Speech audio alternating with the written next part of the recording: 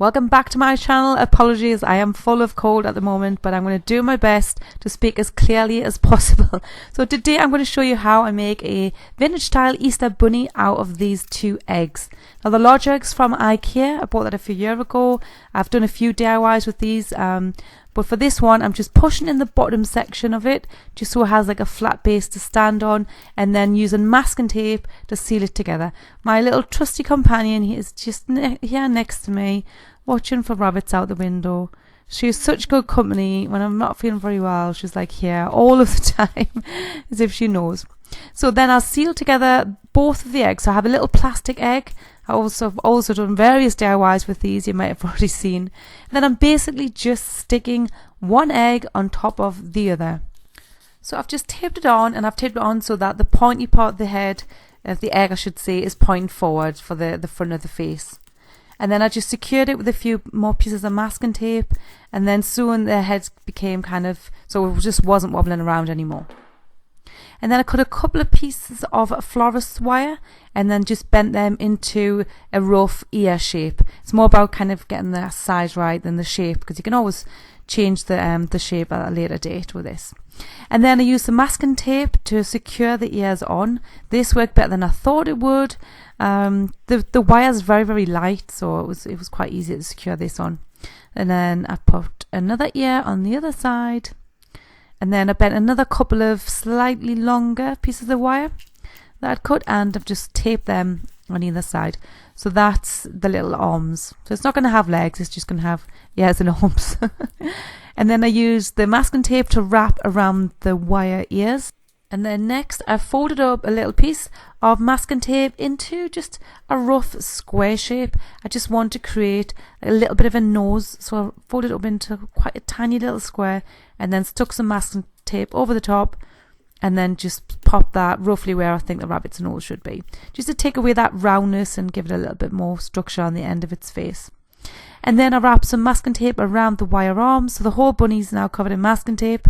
And then I've gone over to my kitchen bench where I've still got my old book paper and my PVA glue here, watered down slightly. So then I just covered the whole, I just started one section at a time, covering the bunny with the PVA glue. I started off brushing it on, but then I ended up just using my fingers, especially for the more intricate bits. So I covered the body and the base first. Like I say, I used my fingers, it was just easier. And then I went ahead and covered the arms. So I just used strips of the paper to just wrap around the arms, and then I started building the arms up just so they weren't as flat looking, just by adding layer upon layer of the paper. And then next, sorry about the dodgy lighting, I covered the head.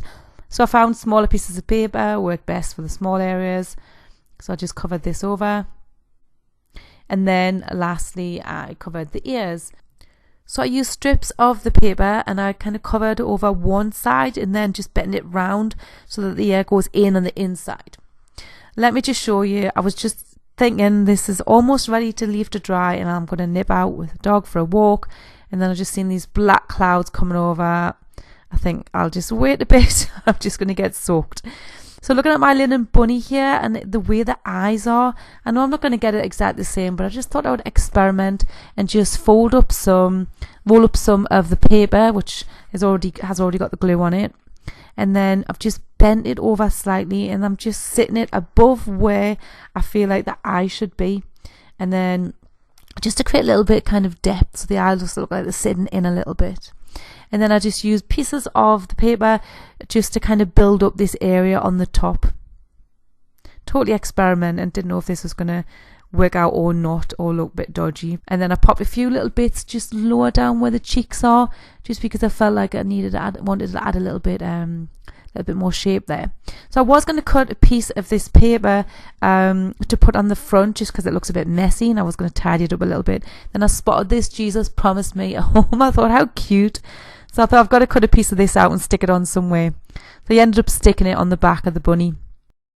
So I don't know if you've seen it, but I did actually publish a video on Tuesday gone, DIY vintage Easter eggs. I used this paper on them. I've had a lot of people asking about it. So I have actually tried to make you a free printable of this paper, which you'll find on minnieandmore.com. I'll leave a link down below for that. So next I tied on a little bow just in this like a sage green ribbon, and then just cut the end so they were a little bit forked, and then I just tied on a little piece of broken jewellery, which was a little heart, and then I used some twine to tie it around the rabbit's neck. And then I must have spent, and this is a long time for me, about 20 minutes looking for and trying to decide on what I could use for the rabbit's eyes.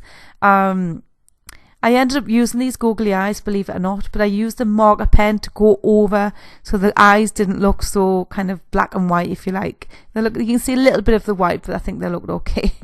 So then I just decided to move my linen rabbit off this cake stand and pop my new little vintage style Easter bunny on it. So I popped a few little doilies just because I think it looks quite vintagey, and Tuesday's project was quite vintagey, so I thought I could just display those eggs that I decorated around him. So I popped a few nests, and then I popped a few of the eggs that I made, and some of the eggs that I didn't decorate I just left in the music paper.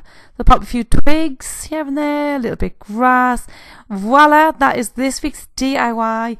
So this is my DIY Easter bunny. I hope you've enjoyed it and you think he's as cute as I do. I absolutely love him. He's super cute.